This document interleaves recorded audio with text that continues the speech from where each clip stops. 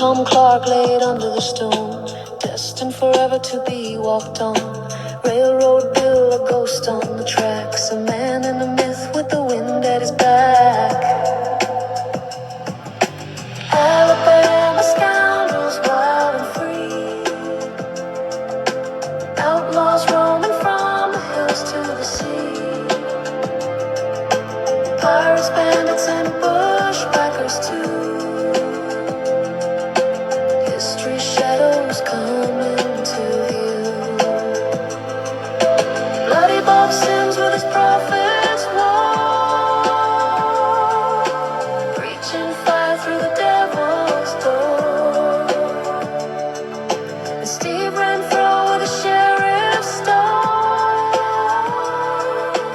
Outlaw justice never strayed far.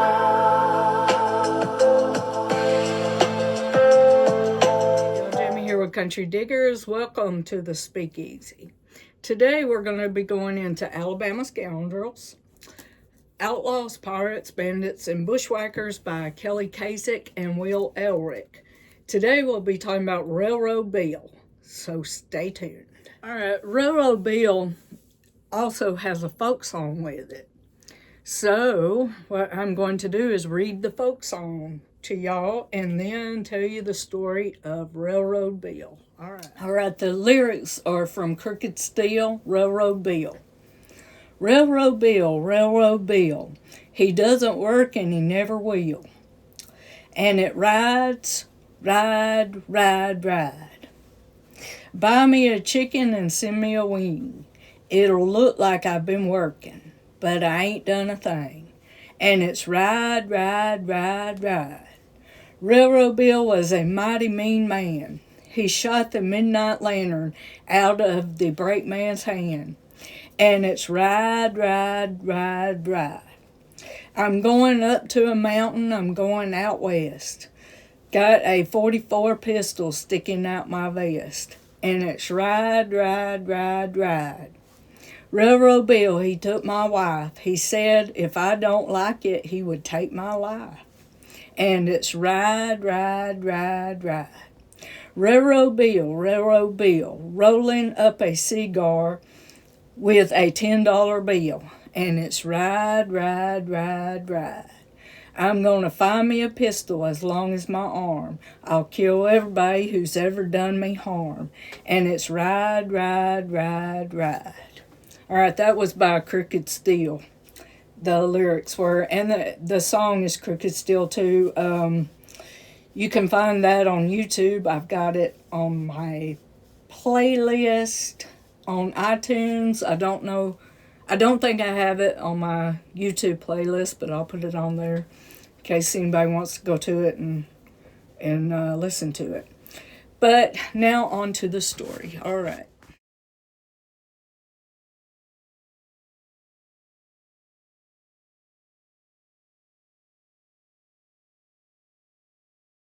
All right, Railroad Bill, a man and a myth. Any outlaw who has caught the public's eye has a legend that surrounds him. But usually those legends do not have the supernatural aspect that one notorious Alabama outlaw does. History and lore have recorded this outlaw's name as Railroad Bill. And he was active in southern Alabama and northern Florida in the mid-1890s.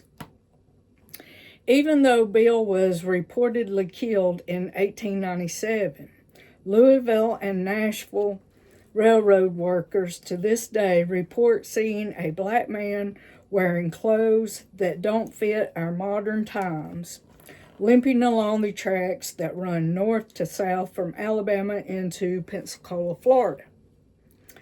Many witnesses say the man watches them closely, almost menacingly, but never speaks. If he is watching too long, the mysterious man will walk into a nearby forest and disappear. Railroad employees and locals feel this mysterious spirit is that of Railroad Bill. who during his time terrorized the area, never shied away from letting people think that he had supernatural powers. Many mysterious qualities were attributed to Bill in life, including shape-shifting and the ability to disappear and make bloodhounds lose their smell. Others said Bill could only be killed with a silver bullet. That means his werewolf too. The legend of Railroad Bill began in the winter of 1894, when railroad employees began noticing an African American vagrant illegally riding the trains on the Louisville and Nashville Railroad line in southern Alabama near the Florida line. On March 6, 1895, railroad detectives attempted to restrain the vagrant when they found him sleeping on a water tank along the tracks. During the struggle, the man fired shots at the detectives and hijacked one of the train cars by disconnecting it. As the chase began, the man jumped from the boxcar and disappeared into the surrounding woods. This incident initiated a manhunt. The railroad detectives gathered a posse and began tracking the man they were now calling Railroad Bill. The posse spent several weeks tracking Bill and following leads. They had finally arrived in Bay Minette, Alabama, on April 6, 1895. Details on what transpired in the town that day are sketchy, but historians report that the posse of about 20 men confronted the man they thought was Railroad Bill, and a gunfight broke out. When the gunfight ended, Baldwin County Deputy Sheriff James Stewart was dead, and Railroad Bill was still on the loose, now wanted for murdering a lawman. Stewart's killing brought widespread attention to the outlaw, and people began pondering his origins. Railroad Bill was first thought to be a man named Morris Slater, who lived near the town of Teaspoon, Florida, which is now known as Cypress, Florida, about 40 miles north of Pensacola. He worked in a turpentine camp and bragged to co-workers that he had once worked for the railroad and had also worked as a circus performer doing magic tricks under the name Wild Bill McCoy, a name that he still used on occasion. His time in the turpentine camp was apparently where Slater's life as an outlaw began. Gathering sap to create turpentine was labor-intensive, and even more so for Slater because he would perform his work with a rifle down his pant leg. This, of course, caught the eye of Escambia County Deputy Sheriff Allen Bruton, who advised Slater that he had to have a permit to carry the rifle. Slater told him in no uncertain terms that he was not going to get a permit. A few days after this incident, Detective Bruton returned to the turpentine camp with 3 other officers to confront Slater and force him to buy a permit for the gun or to confiscate the weapon. Slater would not cooperate and began to walk away from the officers, so they opened fire on him. Their shots went wild, and Slater returned fire at the officers, shooting off part of the ear of one of the deputies. Slater could not return to his job at the turpentine camp because he was now a wanted man, so he became an outlaw. In early 1894, Slater began learning his craft by robbing the occasional business establishments. But he discovered that the real loot was found in robbing trains. The loot he took was not always in the form of money. Many times he stole goods that could be used by people in the area. Slater would then sell these items to the locals for pennies on the dollar, and in many cases he would give items to the poor, both black and white. Bill's purported charity made him a popular figure in southern Alabama and northern Florida. As his fame grew, his identity as Morris Slater began to fade and was replaced by the legend and lore of Railroad Bill. Railroad Bill was busy robbing as many trains as he could. As the legend of Railroad Bill grew, robberies of every train and business were attributed to him, although he could not possibly have committed them all. The claims only fueled the myth, putting law enforcement officers, railroad security, and multiple private detection agencies on his trail.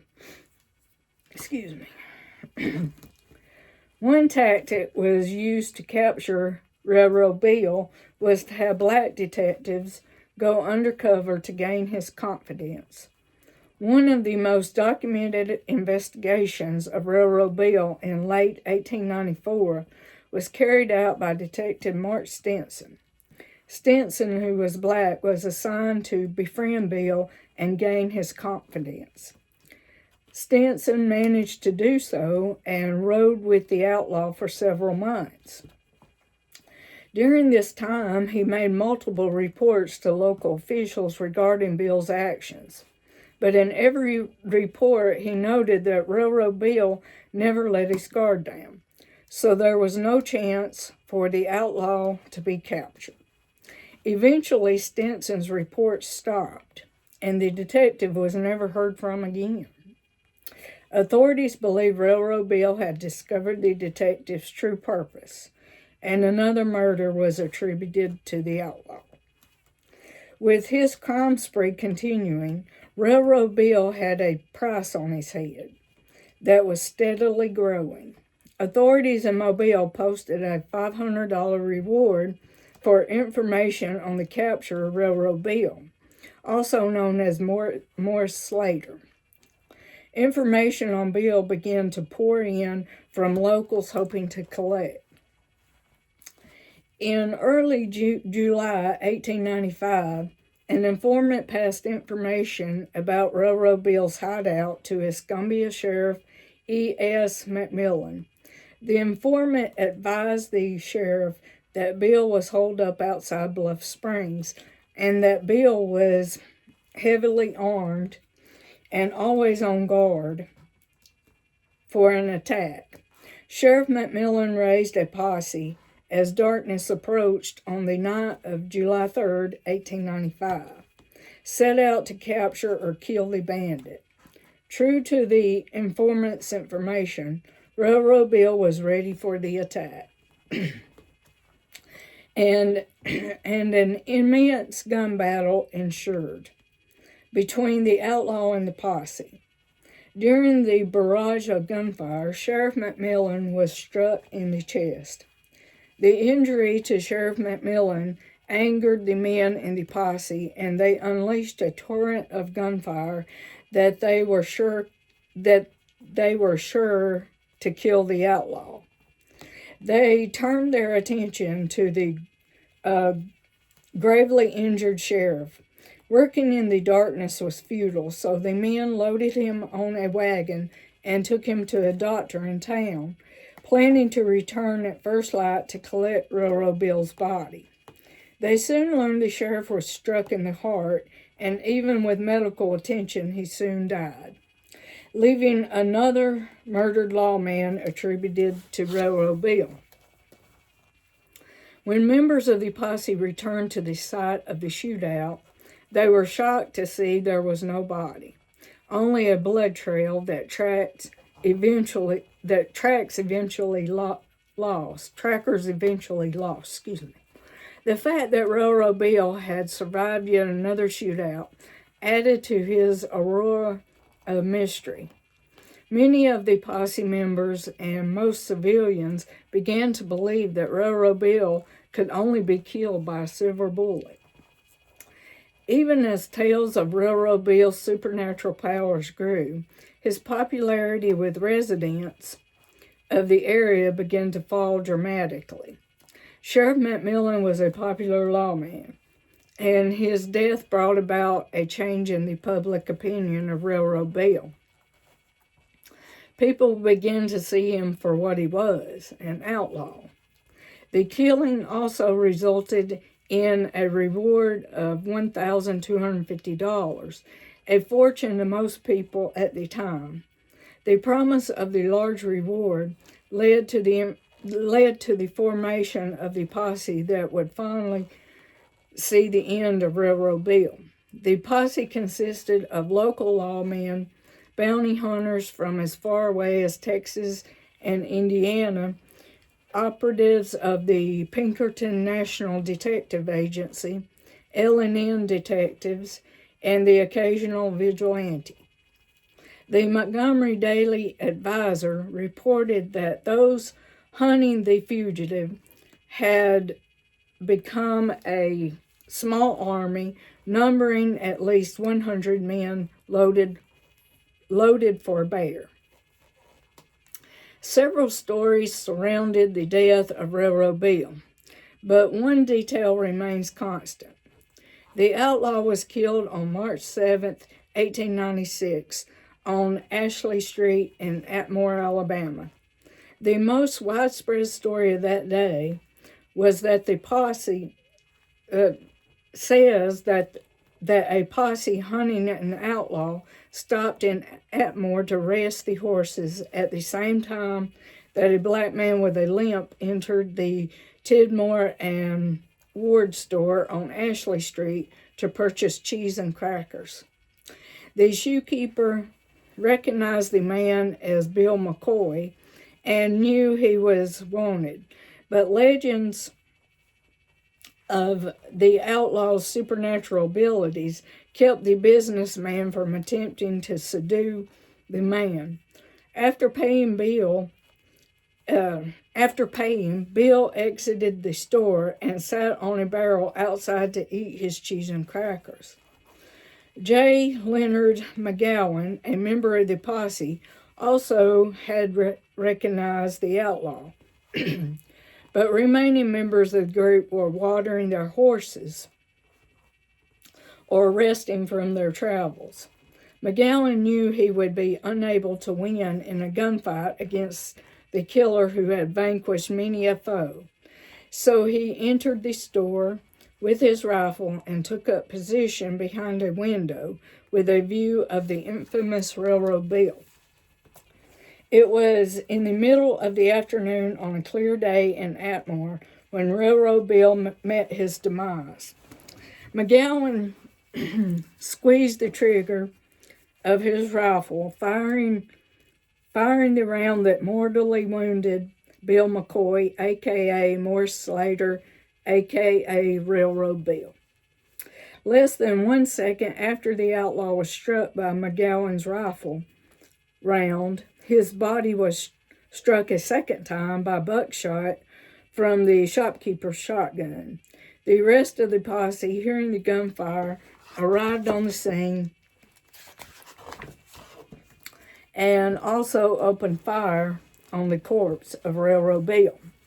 After years of looting, robbing, and murdering along the Alabama and Florida line, the notorious outlaw had finally met his maker at the hands of one of the largest posses ever formed. His death on the unassuming street in the town of Atmore was not the end of the tale of Railroad Bill, because the outlaw was so well known and feared, authorities wanted to prove to residents that Railroad Bill had been killed, so his body was put on public display. The body was first displayed in Brewton, Alabama, where hundreds of people came to view it. Curious souvenir hunters even went so far as to pay 50 cents for a photo of McGowan and his rifle standing over Railroad Bill's corpse. The body remained on display in Brewton for a week before being transported to Montgomery, Alabama, where it attracted thousands of spectators, to be displayed for another week before then being transported to Pensacola, Florida. And even more curious onlookers paid 25 cents to view the body. After this stop, Railroad Bill was quietly buried in an unmarked grave outside the city. The display of Railroad Bill's body around the state was intended to bring an end to his legend, but it did not. After the body had been on display in Brewton, a story took hold in the community that a man who had helped prepare Bill's body for display had been scratched in the process and then died from blood poisoning. At the same time, many residents claimed that the dead man was not Railroad Bill at all. They said that the outlaw continued to live peacefully in the swamps as late as the Great Depression. Many people in rural Escambia County would claim Railroad Bill brought them their government assistance food. Other legends say that Bill survived the final gunfight by changing into animal form and fleeing to the swamps. This form is said to be a fox, an eagle, or a hound. The legacy of Railroad Bill goes beyond tales of the supernatural. History has shown Bill to be a symbol of the social and economic divide in the Deep South after Reconstruction. The years around Bill's crime spree were a time of increasing segregation in Alabama and other southern states. The hunt for Railroad Bill was portrayed by many newspapers as a case of the white establishment determined to capture the black outlaw. Many innocent black Americans paid the price for the crimes of Railroad Bill. Questionably identified suspects were abducted and brought to town for the captors to claim the reward. Others were arrested and accused without any proof of being accomplices of the outlaw. Many times, those arrested were needlessly beaten, whipped, or even killed. The Brewton paper, the Pine Belt News, ran a headline that stated, "The wrong man shot," in relation to a capture of the supposed Railroad Bill. Reporters from Florida, Georgia, Mississippi, and Texas painted a similarly grim picture of the injustices against those inaccurately targeted as Railroad Bill. Railroad Bill's effect on the South is evident in popular culture. Blues ballads were recorded about the outlaw in the 1950s and 60s. Many blues musicians took the stage name Railroad Bill, and most famously, the Labor Theater in New York City published the musical play Railroad Bill, written by C.R. Ports. Well, hope you enjoyed